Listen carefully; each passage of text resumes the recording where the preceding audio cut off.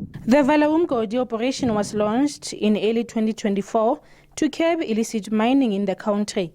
Police were deployed to Stilfontein in August, one of the areas battling illegal mining in the northwest.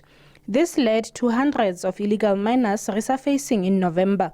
By December, more than 1,000 illegal miners had emerged and were arrested by police. Since we started with this operation, we have seen 1,527 illegal miners emerging from underground, and all of those are currently under arrest. Of the 8 corpses that have since been brought to the surface, we have since positively identified, with the help of relatives, that the 2 are from Mozambique, and we are working as the South African Police Service with the Mozambican embassy so that they can be repatriated.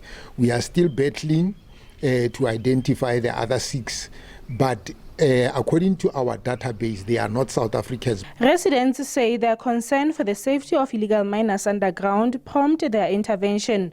In November, community volunteers used a rope to retrieve illegal miners from underground. They had retrieved 34 illegal miners and 8 bodies by December. We were aware that there were no due diligence on making sure that people that are underground, they will be given an opportunity to resurface first. That's where we came with a plan of having one shaft that still has an infrastructure that is operational at Margaret. Hence, the majority of the people are coming from Margaret. That is the operation that we started in October. Why are we at shaft 11? We understood later, or we realized, that people that are at shaft 11, they cannot find their way to Margaret.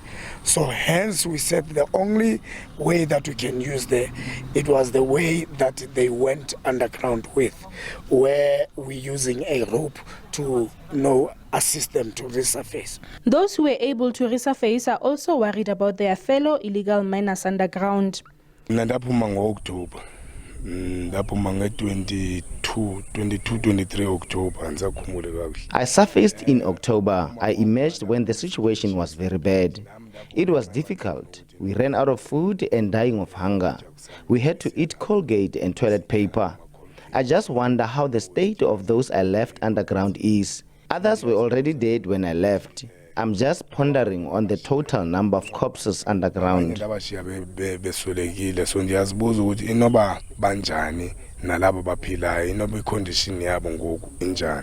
The Society for the Protection of Our Constitution then approached the Pretoria High Court to force the government to provide illegal miners with food and medication.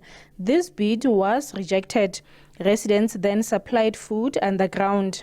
We've never deviated on what we are doing. We know what we are doing. What we are doing and what we are echoing every time is a humanitarian thing, save a life. We are not here to entertain any other things. We are saying the constitution of this country does not allow anyone to kill anybody.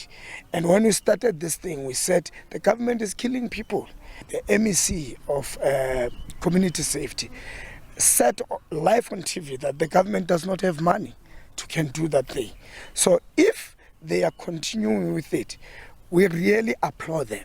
But we are saying it shouldn't disturb the operations that have been saving lives on daily basis, also taking food to those who need food. When Operation Vala Umgodi started and how it is being conducted, it restricted basically they disrupted the system that we are using, or the Zamazamas artisan miners are using, to send food and people underground, and also to surface underground. So once they stood on top of those shafts, what it happened, the supplies that were underground, some artisan miners ran out of supplies. Then they had the problem of hunger, of which is the #1 contributor in terms of the life that we've lost so far. Government announced its operational program in November and lowered a camera to assess the situation underground. However, there was a delay in the actual retrieval of illegal miners. The plan at the center of it includes finances and government finances.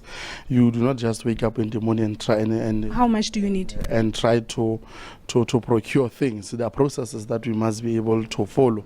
The report has indicated that we need approximately 7.8 million. It is the money that we have not budgeted for because we did not anticipate the situation like this. That 7.8 million is not anywhere available in government's coffers. What I know is that the process to get money is underway, and we will definitely get that money, and the cage will go down and get people. Activists then approached the Constitutional Court to compel the state to provide humanitarian aid underground. Ours in approaching the court was to compel the state to take over the roping system and also to provide humanitarian aid. What 7 weeks ago, via the MSC, they committed that they will come in with a rescue operation. But 7 weeks later now, there's nothing is happening. The more they are delaying, the more we are losing life. The contributing factor of losing life is hunger.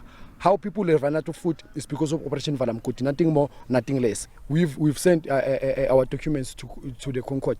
Police have refuted claims of cannibalism underground that emerged towards the end of December 2024. Tebogo Phakedi, SABC News, Stilfontein.